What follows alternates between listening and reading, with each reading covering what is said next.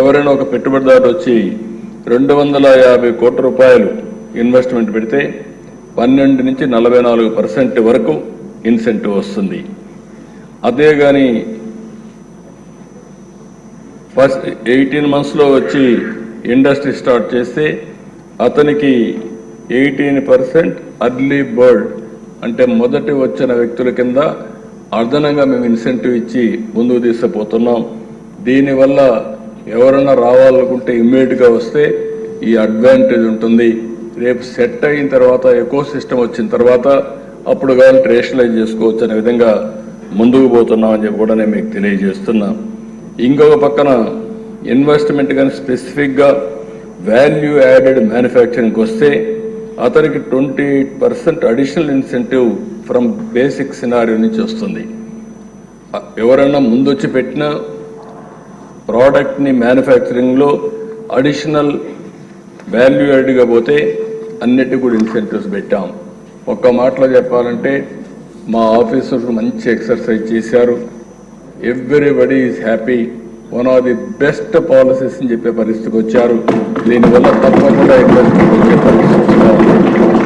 ఇంకో పక్కన మీరు చూస్తే అధ్యక్ష, ఎంఎస్ఎంఈ ఆంటర్ప్రెన్యూర్ డెవలప్మెంట్ పాలసీ, ఇది కూడా ఇన్వెస్ట్మెంట్ అట్రాక్షన్. దీంట్లో 50,000 కోట్ల రూపాయలు, ఎందుకంటే స్మాల్ స్కేల్ ఇండస్ట్రీస్ కాబట్టి మినిమం 50,000 కోట్ల రూపాయలు మ్యానుఫ్యాక్చరింగ్ తేవాలని చూస్తున్నాం.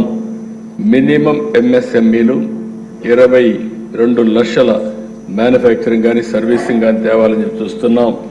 ఇక్కడనే రతన్ టాటా ఇన్నోవేషన్ హబ్. నేను ఎందుకు రతన్ టాటా ఇన్నోవేషన్ హబ్ అని పెట్టానంటే ప్రతి ఒక్కరిలో ఒక స్ఫూర్తి రావాలి. ఒక వ్యక్తి జీవిత కాలంలో ఒక ఇంటిగ్రిటీతో పనిచేసి ఆనెస్ట్గా పనిచేసి ఒక ఎంపైర్ని క్రియేట్ చేయగలిగాడు. అలాంటి వ్యక్తిని స్ఫూర్తిగా తీసుకొని మనం ఎందుకు ఒక ఇంట్లో ఒక ఆంటర్ప్రెన్యూర్ని తయారు చేయకూడదనే ఆలోచన రావాలని పెట్టాం. అమరావతిలో మెయిన్ హబ్ ఉంటుంది. ఇది కాకుండా నార్త్ కోస్టల్ ఆంధ్రాలో విశాఖపట్నం, గోదావరి జిల్లాలకు రాజమండ్రి, సెంట్రల్ ఆంధ్రాకి విజయవాడ, సదరన్ ఆంధ్రాకి తిరుపతి, రాయలసీమకి అనంతపూర్లో 5 జోన్స్లో 5 రతన్ టాటా ఇన్నోవేషన్ హబ్స్ ఉంటాయి. ఇక్కడ one of the best eco system తీసుకొస్తాం. వెంచర్ క్యాపిటల్ కానీ మెంటర్స్ని తీసుకురావడం కానీ, అదే మరి వాళ్ళకి కావాల్సినటువంటి నాలెడ్జ్ ఇవ్వడం కానీ, అధికార యంత్రాంగం కానీ అవన్నీ తీసుకొచ్చి అవసరమైతే 5 ఏళ్లలో కార్పస్ ఫండ్ కూడా ఒక 500 కోట్ల రూపాయలు తీసుకొస్తాం. అదే మరి నేను ముందే చెప్పాను, 175 నియోజకవర్గాల నుంచి 175 ఇండస్ట్రియల్ పార్క్స్ పెడితే అవన్నీ కూడా ఆ ఇన్నోవేషన్ హబ్కి లింక్ చేస్తాం. ఒక్కొక్క ఇన్నోవేషన్ హబ్కి 35 ఇండస్ట్రియల్ పార్క్స్ మినిమం లింక్లో ఉంటాయి. అక్కడి నుంచి వాళ్ళు వర్కౌట్ చేస్తారు. ఎప్పటికప్పుడు అక్కడ ట్రైనింగ్ కానీ, లేకుంటే మెంటరింగ్ కానీ, లేకుంటే వాళ్ళని ఎక్స్పోజర్ చేయాలంటే ఏం చేయాలో చేయడం కానీ, ఇలాంటి ఆలోచనలు అన్నీ కూడా ఇస్తారు. గైడెన్స్ ఉంటుంది. అవసరమైతే నేను అందరితో కూడా మాట్లాడుతున్నాను.